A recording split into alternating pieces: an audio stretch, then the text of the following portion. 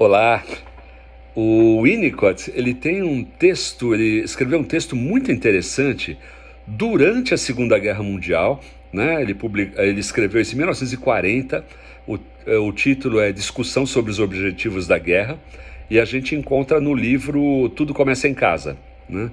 E nesse texto ele aponta para diferentes questões muito ricas para a gente refletir, né? Primeiro, assim, ele já de cara ele admite que não tem nenhum grande heroísmo ao estar combatendo, né? Ele combateu nesse período mesmo, enquanto ele escreve, pela Marinha Britânica, né, contra o nazismo.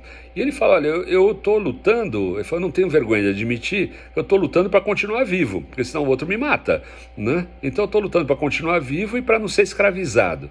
Então ele já desmistifica um pouco quem achava que ele era um herói de guerra, alguma coisa nessa linha, né?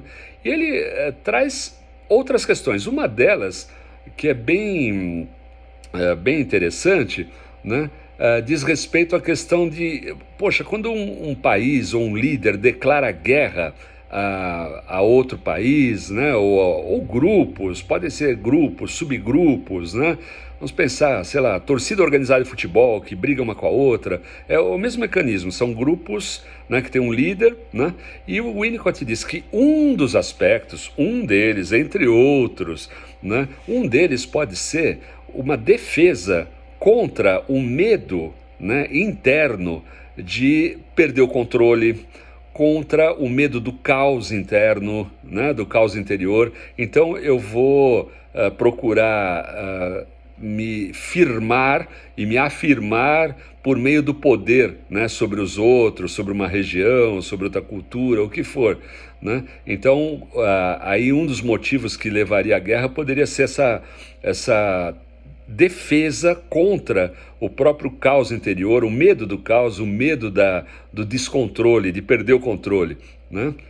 E um outro aspecto que ele traz, esse texto é muito rico, vale a pena vocês lerem, mas um outro aspecto que ele traz é assim, a questão da liberdade. Então ele fala assim, bom, o que leva, né, as pessoas a seguirem um líder que declara guerra, né?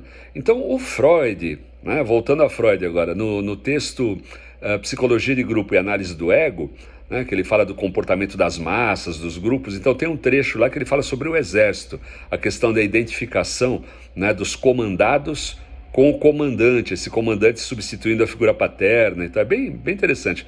Mais ou menos nessa linha, o Winnicott ele desenvolve o seguinte, ele entende que a questão da liberdade, né, para a gente ter liberdade e decidir tudo por si só, isso dá trabalho, dá um trabalho mental, né? Então a gente, vamos imaginar uma situação bobinha, você tem uma reunião de condomínio, fala, não, eu não quero, essas pessoas, não faz mal, decidem o que for e pronto, eu entrego o meu poder de decisão para o outro, né? Porque me dá trabalho ter que ir à reunião, ter que argumentar, ter que ouvir, ter que decidir, ter que pensar, né? Então, muitas vezes a gente abre mão da liberdade. Então o Winnicott diz, nós temos um anseio por liberdade, mas esse anseio ele não prevalece o tempo todo não. De forma inconsciente, muitas vezes a gente regride a uma posição infantilizada, de não assumida plenamente em termos da consciência, né? Mas de delegar, de passar para o outro a tomada de decisões importantes, né? E abrir mão da própria liberdade, de exercer essa liberdade, muitas vezes até passando, vamos dizer, essa tarefa para um líder autoritário. Dá o que pensar, né? Quando a gente pensa em guerra. É isso. Obrigado.